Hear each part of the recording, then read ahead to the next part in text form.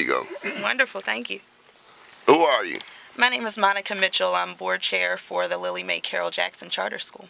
Are you related to Lily Mae Carroll Jackson? I am not. Just happens to be my last name. Okay. And she was a famous, she was what? Clarence Mitchell, C4 and them's grandma? That's correct. So Lily Mae Carroll Jackson chaired the Baltimore branch of the NAACP from 1935 to 1970 and is an integral part of Baltimore history. She also championed the nonviolent tactics that ended up being taken over by Dr. King and the National Civil Rights Movement.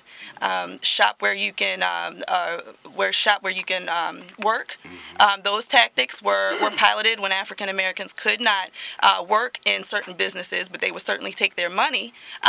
She and her daughter Juanita organized those protests to make sure that African Americans had opportunities to work. The desegregation. Did you ever hear how she carried on in church? I did. You know what? I met a man who he used to sit on her lap in church, and he was so excited to hear about the school, and she kept him in line in church. But I heard she would walk up in the middle of the service and shut it down.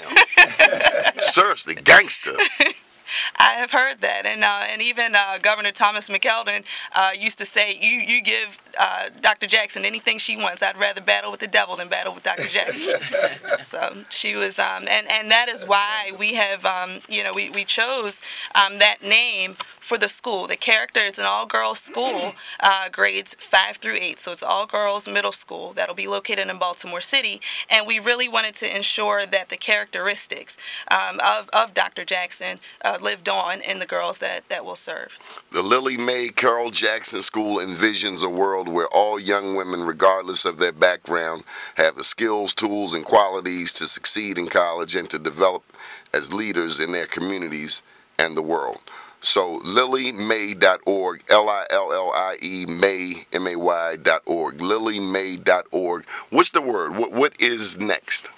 What is next? Well, right now we're accepting applications. Our application deadline is this Friday. Oh.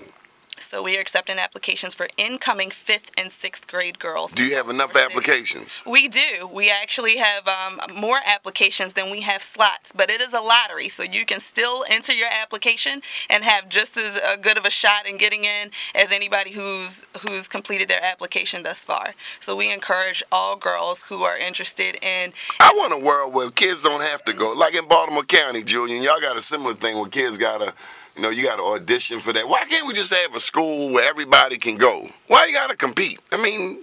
Well, this is no competition. It's simply a lottery. This is exactly. It's almost. Well, it's got to be luck. We got $13 billion through this Maryland State Lottery. It should be a slot for everybody. Well, you know what? If you direct some of those funds to Lily Mae, and we can extend those spaces, then we'd be more than happy to accept as many girls as we can.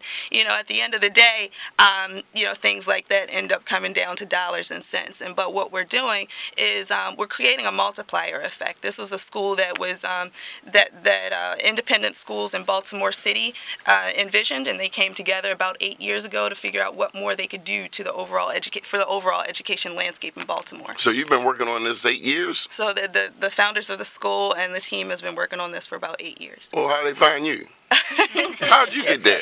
How did you get here?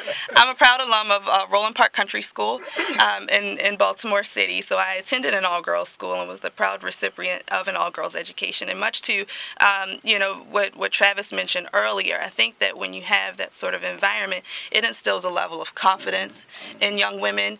I was the youngest woman in my boardroom, not only the youngest woman, but the youngest woman of color in my boardroom.